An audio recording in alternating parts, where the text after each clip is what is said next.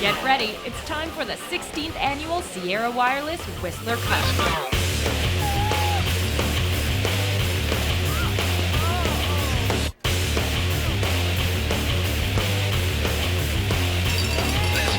The passion, the friendships, the competition, the excitement of victory, the anguish of defeat, and the pride in representing your country.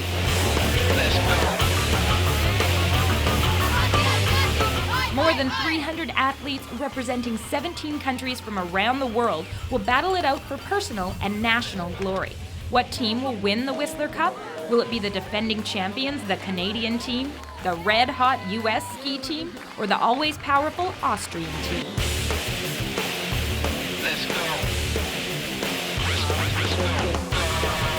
Stay with us for the next 30 minutes and experience the largest ski race of its kind in North America, the Sierra Wireless Whistler Cup.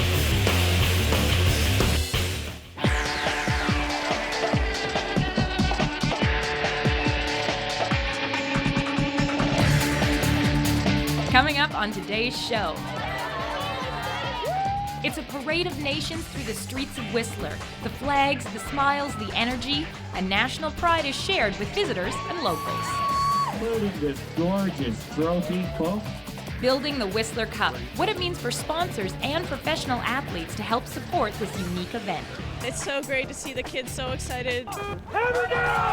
And we're going to find out if a hometown boy can win the big race and capture a gold for Team Canada. That and more on the mountains of Whistler.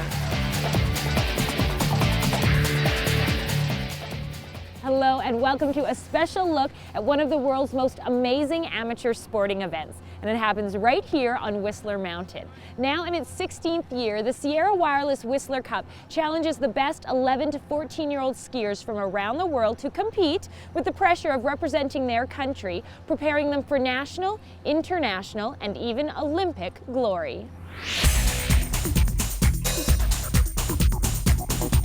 Beginning back in 1993, the Whistler Cup quickly established itself as the top event of its kind in North America.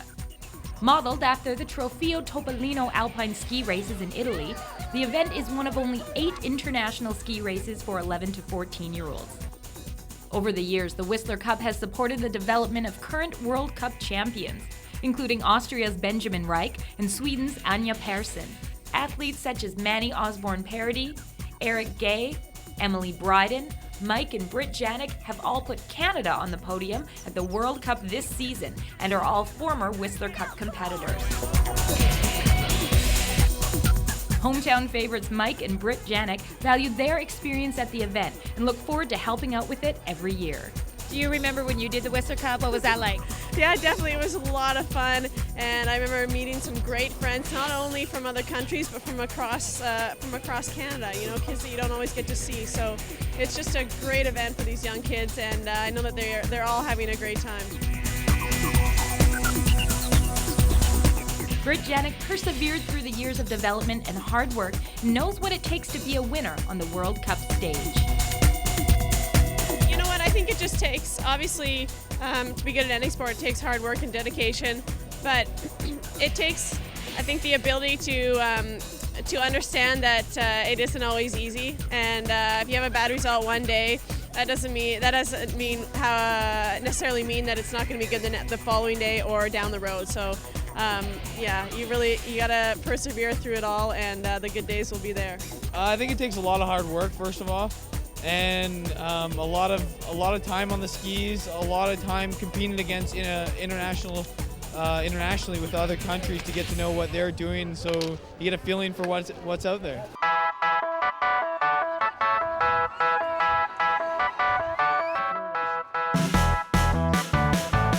Ken Reid became the first North American to win a World Cup downhill event back in 1975. Currently CEO of Alpine Canada, Ken Reid understands the value of an event like the Whistler Cup and what it takes to be a winner.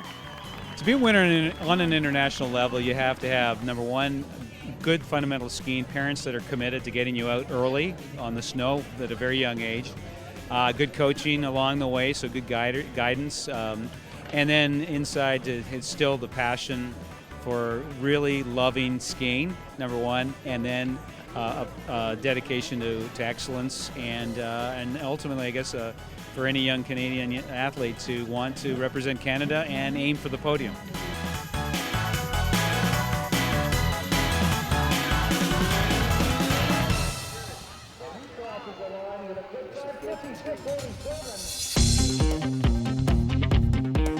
Once everyone has arrived, the first order of business is the coaches' meeting and draw.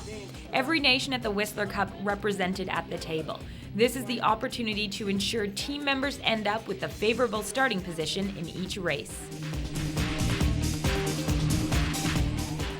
For the athletes, the mood is a lot lighter at their welcome party hosted at Whistler Secondary School. An opportunity to catch up with old friends and make new ones. Even let their hair down on the dance floor.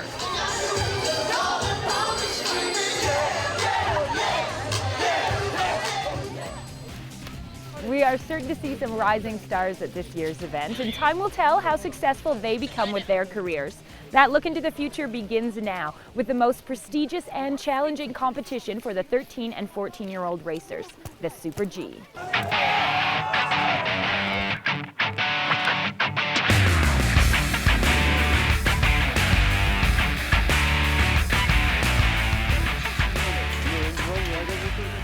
First day of racing, an early start for the young skiers, dealing with the anxiety and excitement of competing against the world's best on an Olympic mountain. In less than 2 years, Whistler will be hosting the most prestigious event in the minds of these young skiers, adding to the energy of the day. Once in the starting area, at the top of the Super G course, the adrenaline was starting to flow. This is the fastest race of the event, with racers reaching speeds of 70 kilometers an hour. Now is the time to shake out the fears, warm up the legs, and fine-tune the skis. One last chance to learn the course, get last-minute advice from their coach, and mentally visualize their run. Then it's into the starting gate.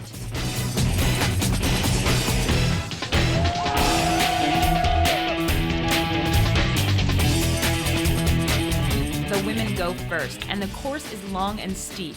The race times are measured by the 100th of a second.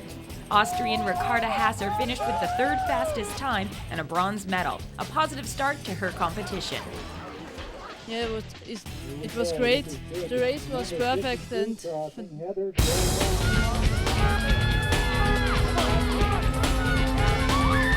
Greta Byrne of the USA crossed the line to finish in silver medal position. She's convinced that makeup made her go faster.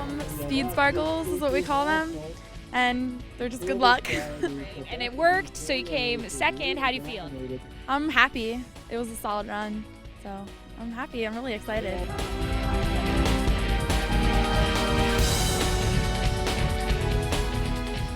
It was Valentina Valapachova of the Czech Republic who finished with the best time to take the gold medal. She has hopes of qualifying for the 2010 Olympics and knows that results like this one will help. How do you feel? Great, simply great.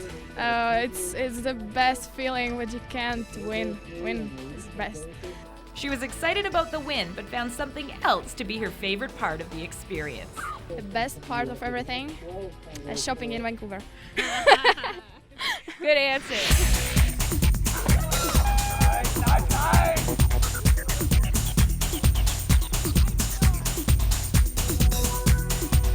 On the men's side, it's likely that the favorite part of the experience is the rush of the Super G.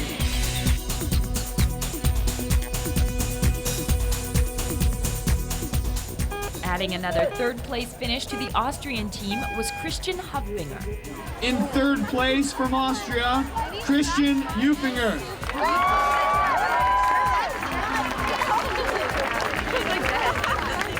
Yeah, the course was it was very nice. The slope is great and it was pretty fast. American Andrew Kircher blazed down the course. A great time, but Andrew had mixed feelings as his time was only 3/100ths of a second behind the first place finisher. I'm really happy, but I mean, also it's kind of a bummer, but I mean, I came here expecting a top 10 at the lead or at the most, so second is definitely big achievement for me, so I'm really happy and satisfied.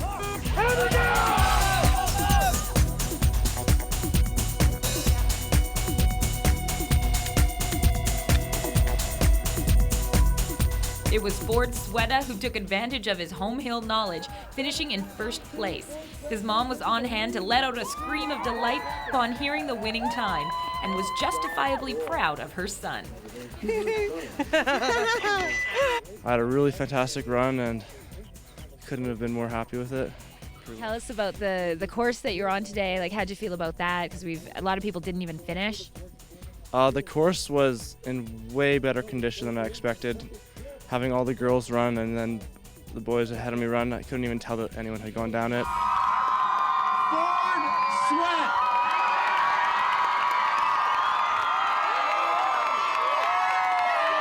Congratulations, guys. Let's hear A great start for Ford Sweta and Team Canada. We have more race results coming up, the K2 Slalom and the K2 Giant Slalom, and of course the overall winner of the Whistler Cup. And that will be exciting, but you know, one of the most uplifting aspects of this event is the coming together of nations. 390 athletes representing 21 countries from around the globe, including Lebanon, Chile, Russia, making the Whistler Cup truly a parade of nations.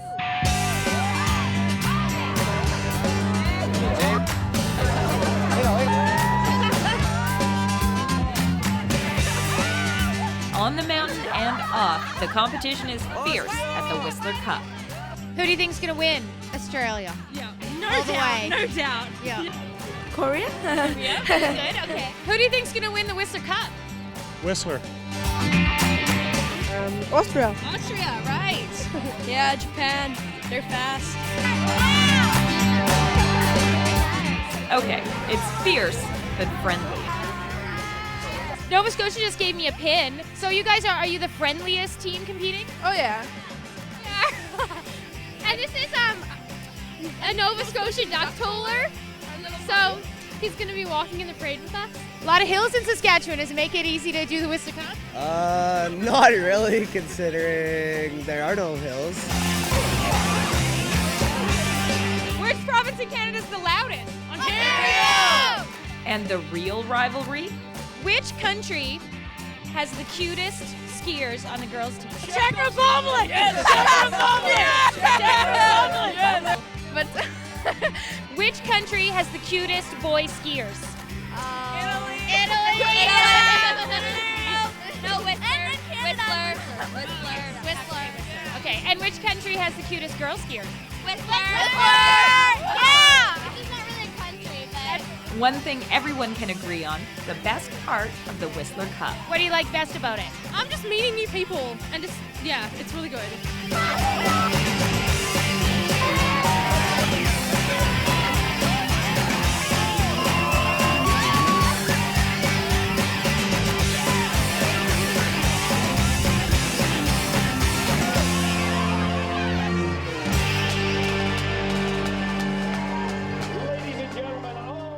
I love the parade. It's so great to feel the excitement of the athletes and brings it home seeing them together with their coaches and their parents. But what else does it take to make this event the top ski race of its kind in North America? Well, it takes an experienced team of event organizers and volunteers. It takes a world-class venue, and it takes support, community, and corporate.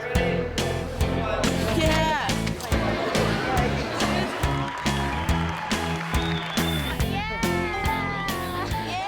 Things you don't think about, like travel costs, the cost of accommodations, food, the venues for banquets and awards, and of course the Whistler Cup itself.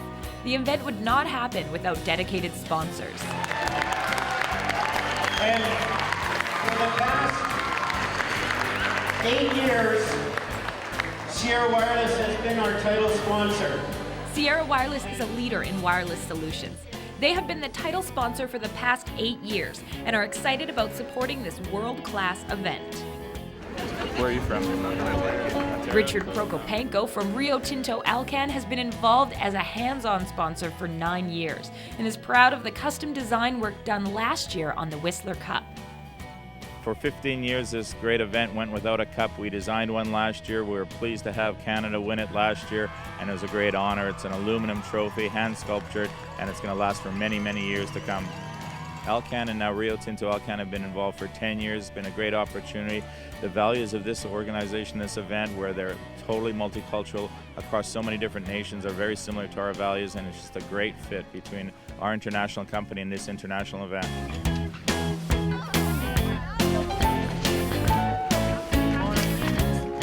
It's a world-class event at a world-class resort and mountain. Whistler Blackcomb is the host sponsor, and their support, provided by everyone working on the mountain, makes the event happen. Once again, the event sponsors are essential for putting on this event. But there is another group of individuals who help make the Sierra Wireless Whistler Cup the best event of its kind in North America. The amazing group of professional athletes who every year step up and get involved. These are the best young skiers in the world, and many may someday represent their country at competitions like the Olympics. That goal is attainable, especially when these young athletes get a chance to meet and learn from current pros who are also Whistler Cup alumni. It's so great to see the kids so excited, to see me here and to see my brother here. And that just means that they're getting more involved in the sport, and they're going to stick with it, and hopefully one day, they can be winning World Cup races too. Okay, here we go. Britt Janik and her brother Michael competed in the Whistler Cup 10 years ago. They're Whistler locals and medal hopefuls for 2010. I'm pretty sure I'm going to be with them in a couple of years on the national team, maybe a few of them. So, and it's always a good time to be out here. Kids love to have heroes. We want to inspire these youngsters, make them believe that they can become champions, and in fact get very, very enthused, and the parents and the coaches and everybody that supports the sport enthused towards aiming to trying to be the best in the world. Canada is establishing itself as a dominant force in alpine skiing, and no doubt much of that success comes from the valuable lessons learned at the Whistler Cup. I'm sure those accomplished athletes are an inspiration to younger ones. And another inspiration is the support that comes from the event volunteers and the community of Whistler. One local family has been hosting international teams for years and always offers a warm Whistler welcome. VIPs are soon to arrive any minute. Julie Deeks and her assistant are hard at work preparing a taste of Canada for a very special dinner. This gravel axe is, I make it myself. It's actually steelhead. I put salt, sugar, and dill and pepper on, and then I marinate it about 24 hours. She really wants to wow her special guests, which I'm sure won't be hard to do. We are very hungry. We had a long day with good training today on the mountain. Christina. We have lots of Christinas in Whistler. Julie's husband Bill greets the German ski team for the first time with a warm welcome. The kids are nervous, but soon appetizers and even the family dog charm their way into tummies and hearts. Every year, the Deeks family invites Whistler Cup racers to their home. Well, we're kind of welcoming people to Whistler because Wednesday night is the only night in the official program that they don't have a booked dinner. And then they get to see some families and some homes. For the past 5 years, the Deeks cooked up a team dinner for the Norwegian ski team. They suggested other Whistler families follow suit this year by plating team dinners at different homes around town. This is the first year that other people are doing it. I would think it would make them feel more at home and get to know the local people a little bit better. Everyone did get to know each other a little better as nerves eased into conversation over gravy and potatoes at the dinner table. Not often, but occasionally we get beers also. The first time I'm in Canada, and yes, it's great. All is very big here, and yes, the mountains are very beautiful. The Whistler Cup didn't always host private dinners like this. In previous years, they hosted big gala dinners at the Whistler Conference Center. However, the Deeks family is starting a new Whistler Cup tradition by bringing everyone around one table. Big conference center, we only talk to each other. Possibility to have the conversation with people from here, it's very important, so you get to know the country more better. Not to mention the food. The meat was very good. The potatoes too. Actually, all was good. Athletes may go head-to-head at the gates, but at the dinner table, it's all about passing around friendship. Once again, Bill and Julie Deeks outdid themselves, and let's see how all that hometown cooking fueled the German team for the Saturday K2 slalom races.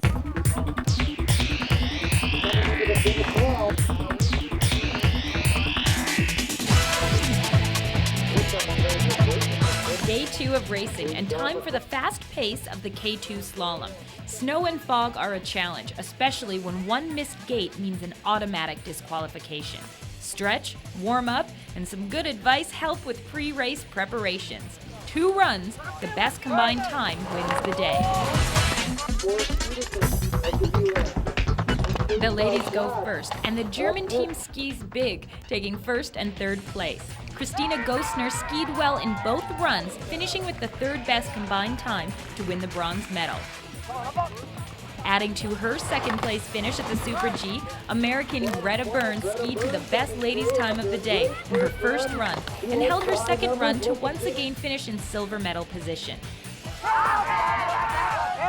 Finishing with the best combined time of the day, skiing through the fog, was German skier Andrea Filzer. Another podium placing for Germany and a gold medal to take home from the Whistler Cup. Tell us how the race was today, what the course was like. It was really difficult because it was foggy, but I think it was really good.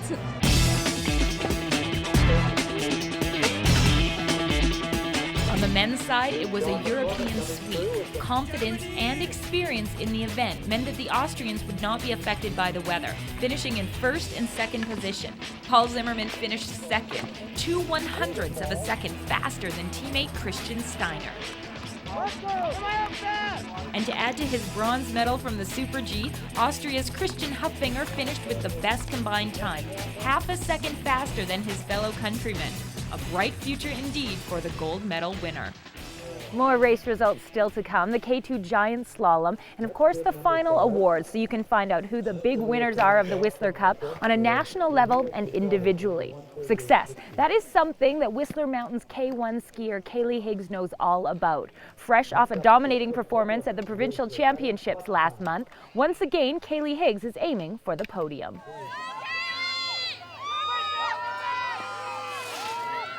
This spirited K1 racer is one to watch in the years ahead. At the K1 Provincial Championships, just prior to the Whistler Cup, Kaylee brought home gold in her 3 events. I'm always proud of Kaylee. She's full of life, and most of all, she's full of positive attitude, and this has been a great learning experience. And lots of thanks to the organizers and the volunteers for doing this. Here at the Whistler Cup, Kaylee took on national and international competition and finished in 9th place in the K1 Combi. Kaylee is excited about returning next year at the K2 level. Meeting new people and having the experience of racing with everyone and going to all the banquets and things. It's been lots of fun. Kaylee has her sights on making the national team, and we'll be watching for this Whistler skier next year as she once again takes on the world. Success. It's about performance, but it's also about attitude. Fellow Whistler skier Broderick Thompson knows all about that. Now, ski racing is an all-season sport. Athletes train year-round to compete. Sometimes that means racing the gates, other times lifting weights, and Broderick has added another element to his skier's training manual. There are 2 sides to every edge, and Broderick Thompson's story is no exception. On one side, this Whistler team racer is trying to beat out the competition at the gates, and on the other, on the ice. Even though the 2 sports may appear gear apart, skating is giving this regional select team competitor an edge on skiing. Both skiing and skating have edges, so the edges make my skiing better from skating. Broderick missed the BC figure skating team by 1 point at the BC Winter Games this year. He was the only Whistlerite in his category. Racing on weekends and skating during the week helps Broderick reach his goal for medal finishes, but eventually he'll have to narrow his focus to only one. I think it's going to be hard when I choose, but skating has done a lot for my skiing. Again, a double-edged sword, with both sides giving him the competitive edge he needs to spin out on top. As if skiing and skating competitively weren't enough, Broderick also likes to hit the ball around the baseball park. No doubt that we'll see Broderick Thompson next year at the Whistler Cup, but how's he doing in 2008? Let's see if he made it to the podium for Sunday's K2 Giant Slalom race.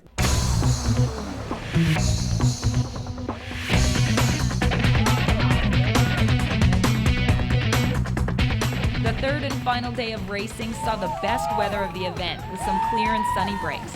But the clouds and the snow swept through at times, making it challenging for some. Today, the K2 racers take on the Giant Slalom, a mix between the Super G and the slalom events from the first 2 days. Once again, the ladies ski first, with the Europeans and North Americans battling for a place on the podium. Jillian Chisholm from Toronto was the fastest Canadian, finishing in 5th position. The podium was reserved for a European sweep as Christina Gessner from Germany finished in 3rd place to take the bronze medal. Czech Republic's Valentina Valapachova finished again in medal position to take home a silver medal to go with the gold in the Super G. And Austrian Lisa Rice finished with the best time and the gold medal. Oh, thank you. I'm very happy about this. Yeah. And how was the skiing today? How was your day? The weather was not so fine, but my run was good and yeah.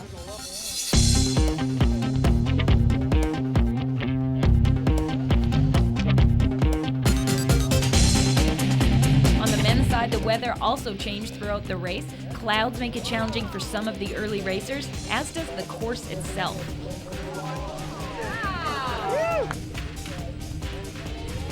Ontario skier Morgan McGarry finished with a great time, just 1/100th of a second out of 2nd place, to pick up a podium finish and bronze medal.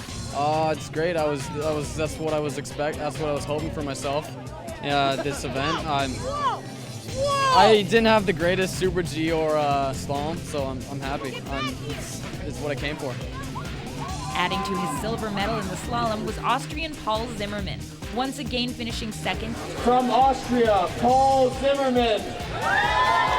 And completing a rather dominating performance at this year's Whistler Cup was teammate Christian Huffinger, in 1st place by more than 1.5 seconds over his fellow Austrian.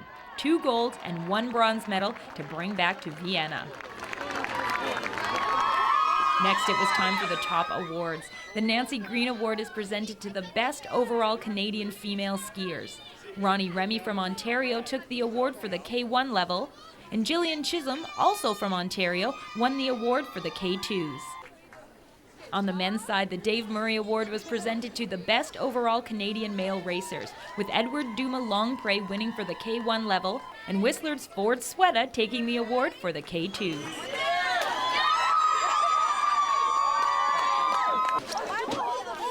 Team USA stepped up to the stage for a convincing win of the K1 Team Award on the strength of Mikaela Shiffrin, who completed the gold medal sweep, winning all 3 ladies' K1 events.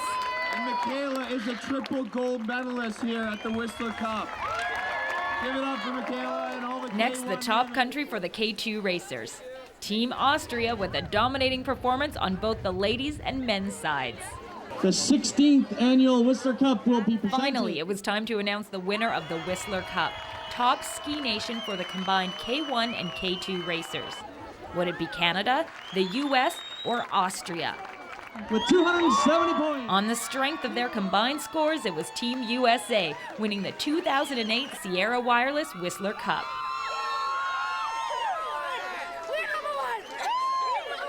Congratulations, 1st place. How do you feel? It's awesome. It's so great. So I've been coming up here with Team USA for 9 years now. So it's really great to win the Nations Cup. Congratulations to the hundreds of athletes hailing from countries all over the world. We'll be watching for you on the Olympic podiums of the future. I'm Johanna Ward, and on behalf of Zach Ratcliffe, Nicole Fitzgerald, and the rest of the Shaw TV crew, thank you so much for being with us, and we'll see you next year at the Sierra Wireless Whistler Cup.